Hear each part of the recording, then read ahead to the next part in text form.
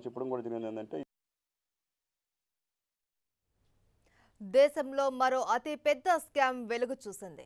మాల్యా, మోదీ, చోక్సీ స్కామ్లు దాని ముందు దిగదుడిపేనంటోంది కోబ్రా పోస్ట్. వివిధ షెల్ కంపెనీల సాయంతో డిహెచ్ఎఫ్ఎల్ నిధులను విదేశాలకు మళ్లించిందని ఆరోపిస్తోంది. ఈ మొత్తం స్కామ్ విలువ 31,000 కోట్లకు పైమాటే అంటోంది.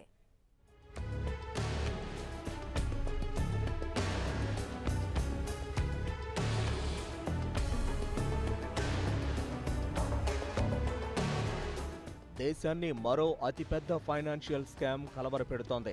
దివాన్ హౌసింగ్ ఫైనాన్స్ లిమిటెడ్ డిహెచ్ఎఫ్ఎల్లో 31,500 కోట్ల రూపాయల స్కామ్ జరిగినట్లు ఆన్లైన్ పోర్టల్ కోబ్రా పోస్ట్ ఆరోపించింది. డిహెచ్ఎఫ్ఎల్ ప్రమోటర్లు వారికి చెందిన షెల్ కంపెనీలకు ఎలాంటి సెక్యూరిటీస్ లేకుండానే భారీగా నిధులు మళ్లించినట్లు కోబ్రా పోస్ట్ తెలిపింది.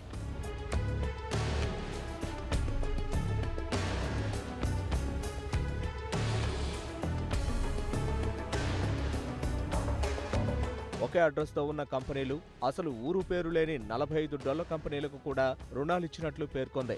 ఆ నిధులన్నీ విదేశాలకు వెళ్లిపోయాయని ఆరోపించింది. అవే నిధులతో భారత్లో షేర్లు, ఇతర ప్రైవేట్ ఆస్తులు కొనుగోలు చేశారని పేర్కొంది. భారత్తో పాటు శ్రీలంక, దుబాయ్, యూకే, మారిషస్ వంటి పలు దేశాల్లో కూడా ఆస్తులు పోగేసుకోవడంతో పాటు జల్సాలు చేసుకున్నారని కోబ్రా పోస్ట్ పేర్కొంది. షెల్ కంపెనీలు కొనుగోలు చేసిన ఆస్తులతో డిహెచ్ఎఫ్ఎల్ ప్రమోటర్లకు సంబంధం ఉందని ఆరోపించింది.